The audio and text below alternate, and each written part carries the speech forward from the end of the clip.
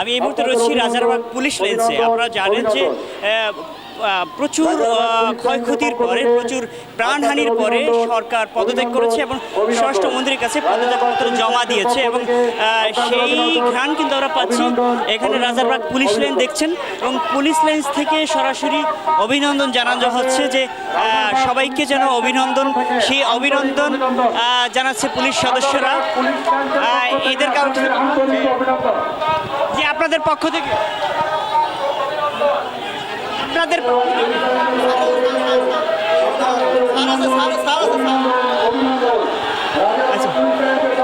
ওনাদের পক্ষ থেকে আসলে অভিনন্দন জানানো হচ্ছে এবং বলা হচ্ছে যে সকলকে অভিনন্দন। আমরা জানি যে দীর্ঘ কয়েক বছর এবং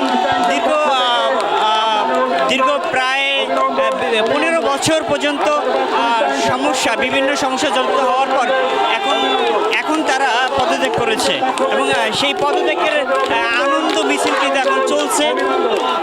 এই আনন্দে তারা পদত্যাগের যেই খুশিতে কিন্তু জনগণ আত্মহারা হয়ে গেছে।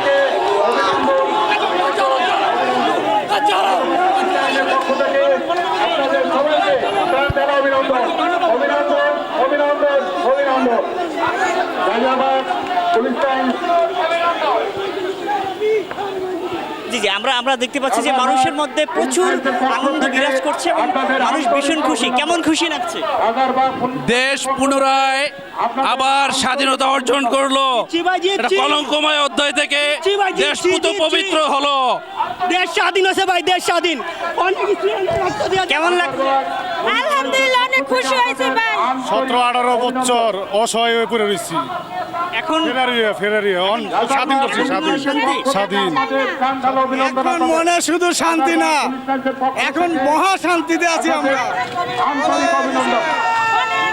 জি জি, আমরা কেমন লাগছে? অনেক আনন্দিত, মানে আমাদের ভাইয়েরা এত প্রাণ দিছে তাও উনি পদত্যাগ করে নাই, আজকে পদত্যাগ করছে, আমরা অনেক খুশি। কেমন? আলহামদুলিল্লাহ, ছাত্রদের জয় হওয়া দরকার ছিল, জয় হয়েছে। আপনাদের একমাত্র পারবে দেশের উন্নতি আনতে। আপনাদেরকে ঈদ মোবারক। ঈদ মোবারক। জি জি, এখানে দেখতে পাচ্ছেন যে আসলে সকল নাগরিকরা এখানে আছেন এবং তারা কিন্তু তাদের মন প্রাণ উজাড় করে আনন্দ উদযাপন করছে। এবং এই পাশ থেকে যে সরাসরি রাজারবাগ পুলিশ লাইনটা আমি দেখতে পাচ্ছি যে এখান থেকে তাদেরকে অভিনন্দন জানানো হচ্ছে এবং সবাই আনন্দে আনন্দিত এবং সেই আনন্দের ভাগিদার হতে তারাও কিন্তু সকলকে অভিনন্দন জানাচ্ছে। রাজারবাগ থেকে নিউজ 9 ত্বকি খান, ঢাকা।